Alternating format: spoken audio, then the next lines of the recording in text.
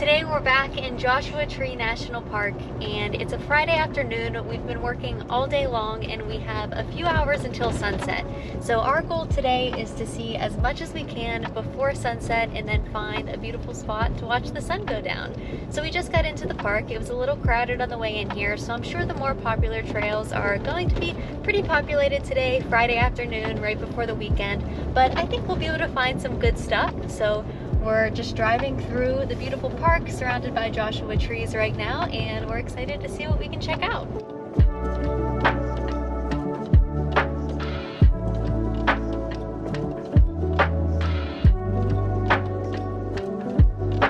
So we are starting out on the Hidden Valley Trail. I think this is one of the most popular trails in the park, but we were able to easily find a parking spot, no big deal. And I think this trail just takes you to some really beautiful rock formations, which we're already seeing a couple of minutes into the trail. It's only about a mile long. It's a loop, so we'll probably be able to do the whole thing in about 20 or 30 minutes.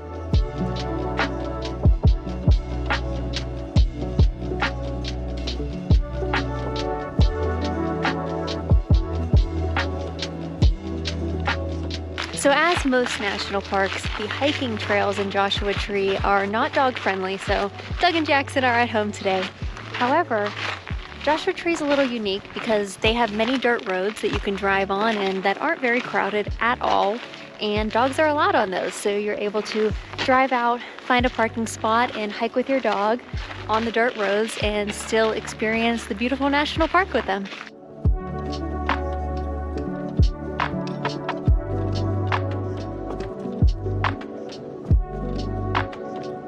To be 100% honest, when we booked this trip to Joshua Tree, we were kind of just thinking of it as a nice, warm place to spend a winter month. We weren't sure if we were absolutely going to fall in love with it or if we would really, how much we would actually enjoy Joshua Tree. We thought it would feel like a pretty desolate desert and maybe just not be that interesting, but hey, we just wanted sunshine and no snow, so that was going to check the box for us.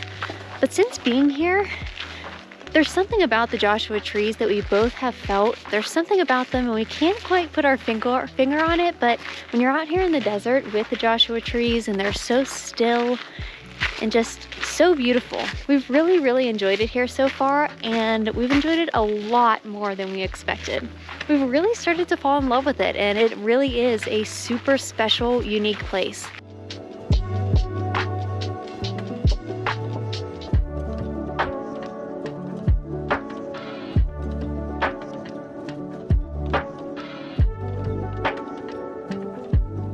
Just made it back to the car. That was a quick, easy 1 mile loop that I definitely recommend if you're in the park. And next up, we're headed a little bit down the road to a trail called Hall of Horrors. Last night, we actually came to the park also because it was a full moon and Joshua Tree is known for stargazing. So while with a full moon, you're not going to see a ton of stars, we just wanted to come to see how much the full moon was lighting up the park, see the Joshua trees in the moonlight, and wow, it was so beautiful. So this trail is actually only 0.6 miles long, so it should be nice and quick. And we're not exactly sure what it takes us to, but with a name like Hall of Horrors, we couldn't exactly pass it up. So we'll see what we can find.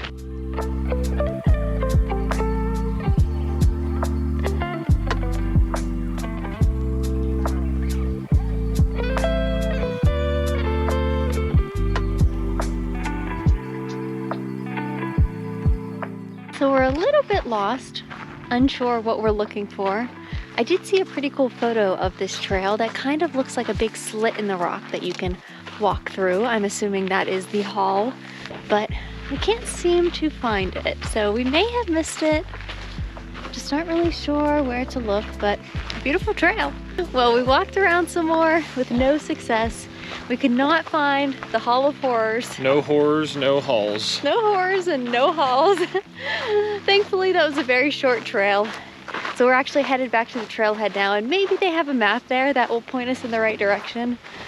But if not, it was still a very beautiful walk with these Joshua trees and the incredible rock formation, so still was worth it. Off to find a spot for sunset. Yes, ma'am. So we're going to head to a spot called Keys View for sunset. It's supposed to be a great view, and from what I can tell, you can either park at Keys View, which gets pretty popular, or there's a trail up to a place called Inspiration Point. I'm not sure we'll make it that far, but it sounds like you can walk up the trail just a little bit to get away from the crowds and still have a great view. I should also mention that the Hall of Horrors is probably not that difficult to find, but I made the mistake of not downloading the maps before we came. I thought because we were just doing a few quick and easy trails and they're so popular that the trails would be super well marked and there would only be one trail in and out.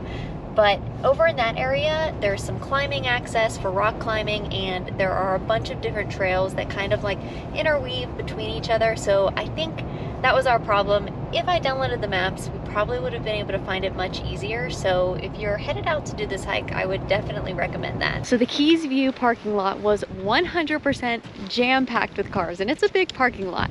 But we found a little secret spot, a little pull-off that only fits a few cars, and I think we're gonna have pretty much just as good of a view all to ourselves. Holy smokes, Wow. yeah, you can see all the way down to the Salton Sea. Oh my goodness, you can see the Salton Sea. Wow, and the sun's just going down, so we're just gonna catch it, but this is amazing.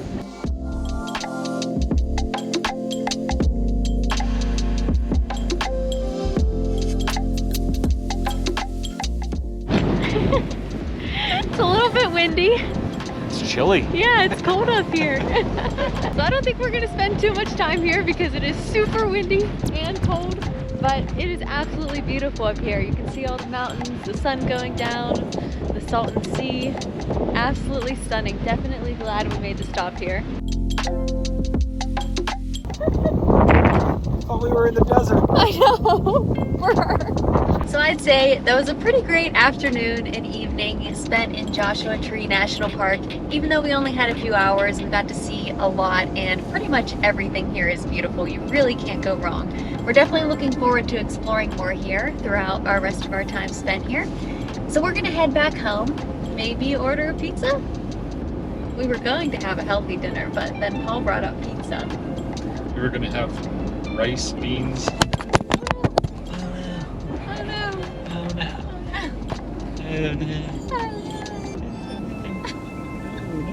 So anyway, we are headed home, and tomorrow our plan is hopefully to head up to Big Bear Lake. Is that what it's called, or just Bear Lake? Big Bear. Big Bear Lake. It's about an hour and 15 minutes away from Joshua Tree, and it's a totally different landscape than here. So we're excited to check it out, and we'll see you tomorrow.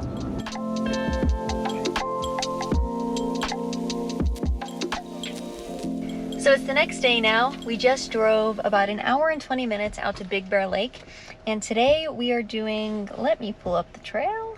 We are doing the hike to Bertha Peak. It's a 7.5-mile trail with a little under 1,400 feet of elevation gain. There should be some snow on the trail, reading recent trail reviews, so I think we're gonna bring our spikes with us just to be safe, which is the first time we have used them all winter. But yeah, there's a little bit of snow on the ground. The lake looks beautiful. We drove past it, so I think we'll hopefully have some good views of Big Bear Lake on the way up. And we're looking forward to checking out this area. It's a new area. We've never been here before, and it looks beautiful so far. Douglas. Oh, good boys. Are you ready to go for a hike? Are we gonna go for a hike? Good boys.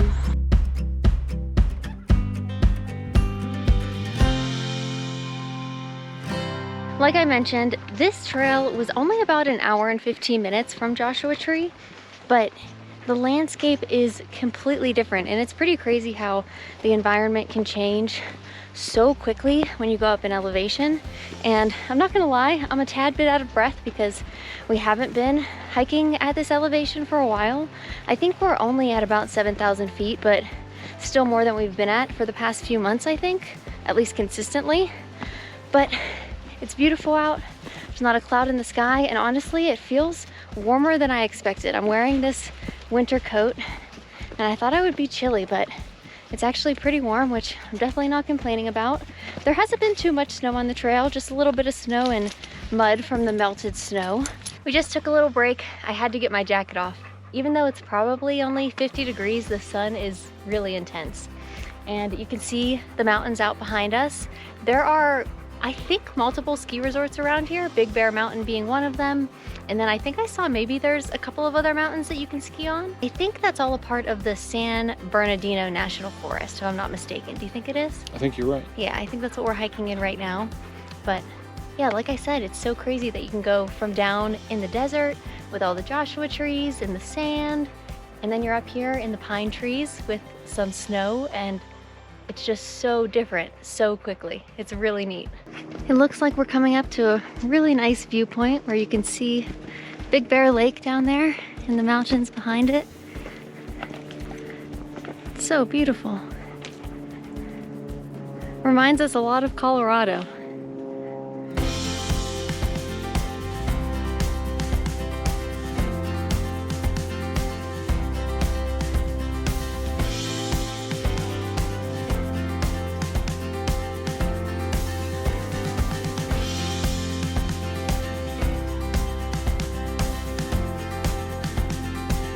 We're on the shaded side of the mountain now, and there's definitely much more snow on the trail here, so I'm not sure if we'll need to put our spikes on yet. I guess we'll see if this snow keeps up, or maybe we'll head back in the sun soon.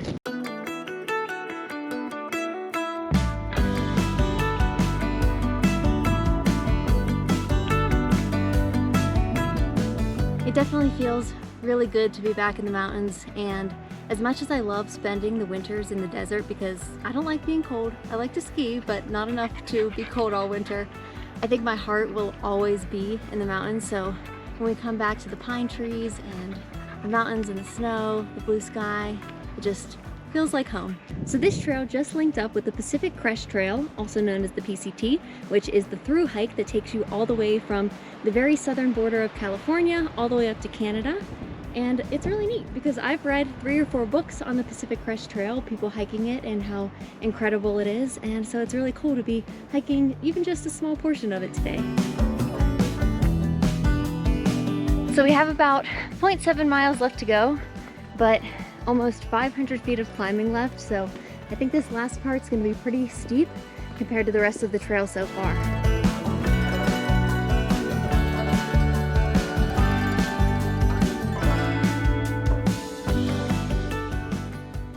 We made it up here to the top of Bertha Beak. The dogs are having a little scramble session in the background. This way doesn't look very pretty. There's a radio tower up here, but if you turn around, we have this incredible view of Big Bear Lake down behind us. It's so pretty and it's so nice up here. Sometimes when you get to the summit of places, it's super windy and very cold and you can't spend much time up there, but it's so nice up here. We really lucked out with the weather. We're up here at 8,199 feet, so pretty high today.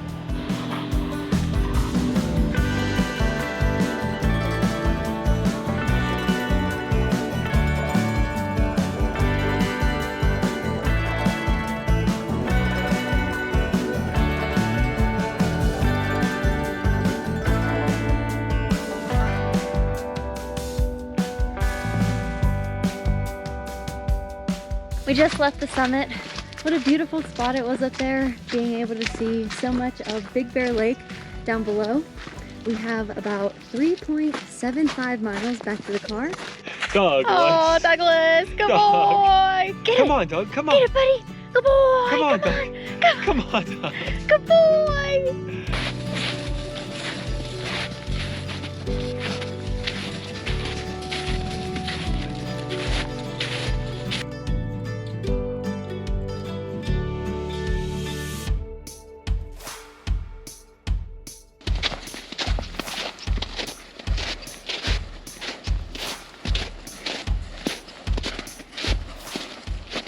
We made it back to the car. We're on our way home now. That was a fantastic hike. The lake is right there. We have a great view of it right now.